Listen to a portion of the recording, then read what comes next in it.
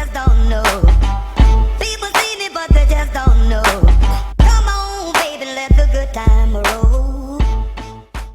After a spectacular first half of the season, Giancarlo Stanton has been named to the Home Run Derby with 29 first-half home runs, trailing just Miguel Cabrera, as he is second in Major League Baseball in home runs. So we're checking it out here in the first round. He's going to hit a deep shot as we are in Oakland.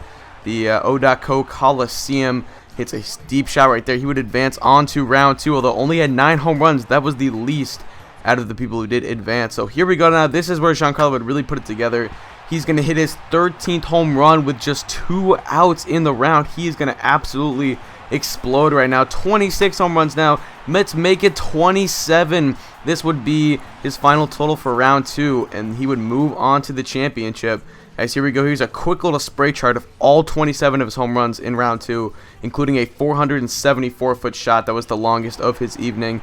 Here we go now. He needs 1 home run to win it. 9 outs. This one's hit high and deep to left. This is for the title, and he has got it. Giancarlo Stanton wins your home run derby, and he is the first Marlin, I believe, ever to win the home run derby. So congratulations to him. He will be holding up the trophy loud and proud right now in Oakland, and he is very, very excited, of course, so you probably can't tell by his facial expressions, but that is awesome that we did finally. That was the first time a Marlins ever gone into the home run derby in our franchise, so I guess we're 1 for 1. And you can see here we simulate the All-Star game, and the NL does defeat the AL, which is very big. So if the Marlins make it back to the World Series for the 2nd straight season, they will have home field advantage. So we're going up against the Cleveland Indians in this episode. This is going to be the first game back from the All-Star break. We are at Progressive Field in Cleveland, Ohio, and we're taking on the Cleveland Indians, who enter this ball game 45-49. The Marlins are 56-37, I believe. That says still red hot. Really, I talked about it a little bit last episode, but we've been red hot ever since kind of the middle of June.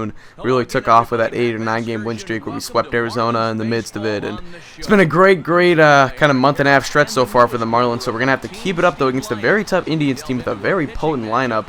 We're gonna check out the Marlins lineup coming up here in just a moment, but first, before we get to that, we have our pitching matchup of the game. Jacob Turner, who has recently returned from the DL. This is his 2nd or 3rd start back after missing 2 to 3 months of this season. He'll be going up against Jair Jurgens, a guy I actually think is very, not underrated, but I feel like a lot of people have given up on him too soon. He was fantastic in 2011, I believe it was. He was a Cy Young candidate, or maybe it was 2010, for like the first half of the season. Had an outstanding year, struggled a lot in 2012, and was actually non-tendered by the Braves. Signed with the Orioles, and I think he's actually been released since then. I'm not too sure, but I still think he has a lot of potential in Major League Baseball. So we'll see if we can get to him today. Xander Bogaerts is going to get a 1-out single here in the top of the 1st inning. So runner on first. Rob Brantley is up. Bogaerts taking off for 2, and he's going to get in there safely. The throw would not be in time from Carlos Santana, and Bogaerts gets in there with a stolen base. You know we like to run with this Marlins team, so Rob Brantley up still, 2-2 count. Hits this one to deep center field. Their center field is going back, and that is going to be caught on the run right at the warning track. Bogaerts will tag up and head to 3rd, and we got a runner on 3rd with 2 outs. Your next batter is Giancarlo Stanton, the home run derby winner. Will he have that little hangover from the home run derby that Yoenis Cespedes had this season? Well, he's not going to show it right there. A little, very softly hit single into center field, but he gets the job done. Bogaerts will score, and it's a 1-0 lead for the Marlins. Now your next batter is Vinny Machado, 2 away in the inning, and Machado's going to hit this one to the 2nd baseman, Kipnis. Kipnis will fire onto 1st as a bad throw. Logan Morrison had to kind of come off the bag a little bit there, but he keeps his foot on. And we're going to head into the bottom of the 1st inning. Check out the Indians lineup right there. Former Marlins like Gerardo Parra and Logan Morrison are in the lineup, so this will be interesting. Here's Gerardo Parra, who we traded for a couple pitching prospects back a few years ago. That is going to be hit into left field. It's going to be fielded by Yelich. He's going to come up firing, and the throw was, not in time. And I meant to actually start Avisail Garcia in left field and DH Yelich today because Garcia has a hell of an arm, but I forgot to, and that might have hurt us right there because the next hitter is going to hit this one to deep right field, and that one is gone. So it's going to be a 2-on home run, maybe only a solo shot if Garcia's playing left, and maybe he throws out Gerardo Parra, never going to know, but just no, it's something to throw out there. So that's a 2-run shot for the Indians. They're going to take a 2-1 lead here in the bottom of the 1st. Checking out their sweet alternate jerseys. I do like those alternates, especially the red hats with the blue C. I think those are actually a really nice touch. So they take a 2-1 lead right here as they're looking to try and turn around their season in the 2nd half and try to get their way or make their way into the playoff push. Here we go later in the inning. First pitch of the AB to Carlos Santana. Just grounds that one past the 1st baseman, Lyle Casilla, for a base hit. And that is going to give the Indians a runner on with 1 away in the inning. Now Jason Kipnis is up 2-2 count. And Kipnis is going to hit that one off of Turner's foot Turner fields, fires to first, not in time. Jason Kipnis pretty fast, and he's going to beat that one right there. So 0-2 count to Lomo. Logan Morrison hits that one into right field. Giancarlo Stanton is over. He's going to field this one. It looks like, no, he got too far behind it. That one drops. Stanton fires it into second base, but everyone will be safe. Everyone advances, so it's a bases loaded situation for Asdrubal Cabrera. Cabrera hitting that one into deep center field. Machado going over. He's going to make the catch on the run. He'll fire this one into third base. The runner will tag home and score, and it's going to be a 3-1 ball game now. The Indians on top. Now next batter is going to hit this one back to Turner on the mound. Turner will fire it to first. That will retire the side, but the Indians get 3 runs in the first inning, and they will have a 3-1 lead. Here's Christian Yelich up. Yelich is going to hit this one into center field. Falling fast. That is caught. Matthew Lipka, the center fielder, with the diving catch. The man who had a 2-run home run earlier today makes a spectacular catch now in his next at-bat. He's going to go down on the cutter from Justin Turner, and Turner would begin to settle in a little bit here. He's got his strikeout stuff working right now. That is a good sign. So here we go. Xander Bogaerts up. Bogaerts is going to hit that one to third base, and that one gets bobbled by, I believe that's Chase Headley over there at third. So we get now, after we advance to second base, Rob Brandley up. Brandley hits this one into deep right field. That one is back, and it is going to get over the bleachers into right field, and it's a 2-run shot for Rob Brandley, who just continues to do absolutely fantastic out of that 3-hole. It's been an amazing turnaround for him. He struggled a bit last season, but he's hitting over 300 now. He's hitting for some more power, too. He's got a lot of protection in the lineup now, which I think is a big thing for him, because when he gets balls over the plate, he's going to hit them.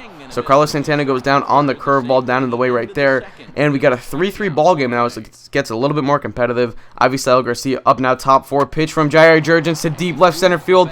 Lipka going back all the way to the wall, and that one is gone.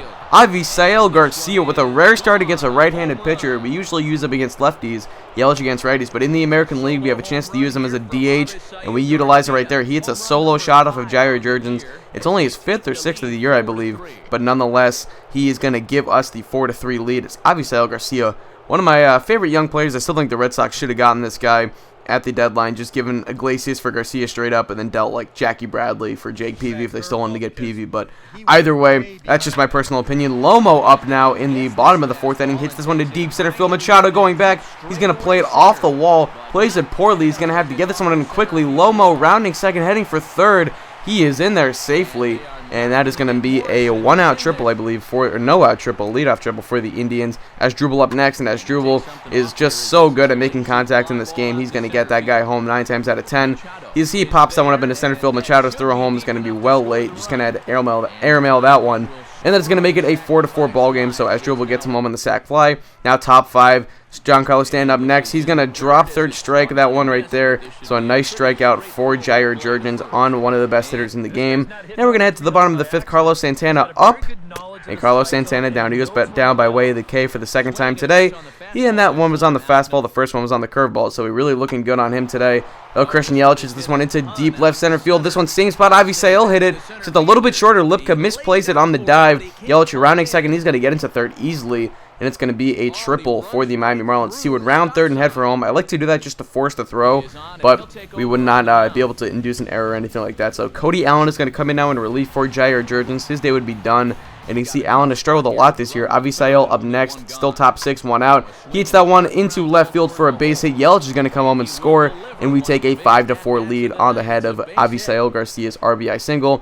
Now Donovan Solano up later in the inning. First pitch of the AB to him, and that's going to be a pitch out as Sail was stealing right there. And Garcia's going to get thrown out. So that's 3 away in the inning.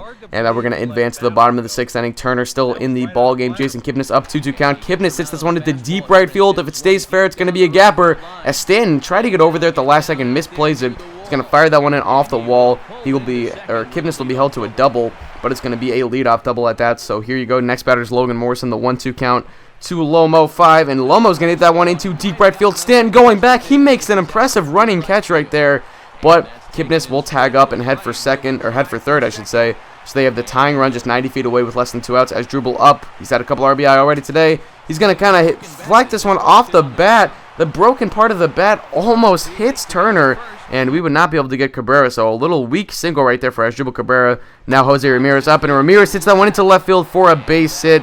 Yelich is over. He'll fire it into third base, but it's an RBI single for the young hitter from the Cleveland Indians. That's going to make it a 5-5 ball game. We're going to bring in Brandon Workman here for some long relief. And come on, Workman, you got to hang on to your glove right there. That's embarrassing. So, and here we go now. Drew Stubbs is up 2-2 count. Stubbs is going to go down by way of the K on the little 87-mile-an-hour changeup right there. I believe that was 87. So, we're going to bring in Phil Koch now to face off against the lefty, as Gerardo Parra is due up in the order as we get back to the top of the order for the Indians. So first pitch of the AB, Parra's going to hit that one back up the middle for a base hit. The go-ahead running is going to round third, and he will head home and score. And it's going to be a 6-5 ball game as the Indians take the lead on Gerardo Parra's RBI single. Now Matt Lipka is up, 2-1 count. Lipka hits that one back to Koch. Koch fields it. Look at that slow animation, though. And Lipka will reach base off of just some animation cheese right there. Carlos Santana up next. He kills lefties, but he's going to pop this one up into shallow right center field. Solano is under. That's actually Matt Carpenter, who got the start as Jose Iglesias was down for 3 to 4 weeks with a sprained knee. I think I forgot to mention that to you guys, but he was out for 3 to 4 weeks with a sprained knee. So Matt Carpenter was getting the start at second, and Donovan Solano was playing at short. That's pretty much the lineup we're running against lefties. I think we go with... I can't remember exactly. I think we put Steven Procia in at second base. I'm not really too sure, but either way, Jordan Swaggart is going to come on and pitch the top of the 7th. Chase Headley is going to start it out with a little soft single to third base as Bogarts could not make an accurate throw. Now the 2-2 count to Lomo's up next, or 2 batters later. Lomo's going to hit that one into right field softly for a base hit. So a couple of weak hits so far to start up the inning. And Swaggerty's been batted around a lot lately, especially this season, looking bad so far. He throws a wild pitch right there to Asdrubal. That's going to make it second and third with 1 out. And now Asdrubal up. We've mentioned before, he's had a very good day. He's going to hit that one to center field for a base hit. Here we go. Machado's going to come up firing home. The throw to the plate is going to be in time. Loma was gunned out at home, but 1 run scores. Now later in the inning, Drew Stubbs is going to go down to the fastball, and that's going to end the inning. So we're going to head into the top of the 8th. Your score is 7-5, Indians on top. Now Tom Roy is going to come in to pitch the bottom of the 8th inning. We're going to try and get some work in with him. He is a former Cleveland Indian. He was traded for Luke Gregerson earlier in the season. Carlos Santana up with a runner already on. And I mentioned earlier, Santana really kills lefties. He shows it right there. That's a 2-run home run for the Indians. They extend their lead. Now it's 9-5. First pitch of the AB. Look at that location. Just awful. And that was just, come on. You can't throw it there to one of the best catchers in the game. In the game. And there we go now. 2-2 count to Matt Carpenter in the 9th. 2 away. This is going to be grounded to Kipnis. Fire onto Lomo at first, and the Cleveland Indians are going to win this ball game. 9-5 is your final score. Indians take it. Marlins lose on the first game back from the All-Star break. A tough loss. We got to just execute better with our bullpen. Bad pitching. Pretty bad day from Turner, not going to lie. But our offense was okay. I was encouraged, and we're going to get Iglesias back by the time of the next episode, so that should be good. Anyway, it's going to wrap this video for me, so I thank you guys for watching. Hope you did enjoy. This is Mount. Peace.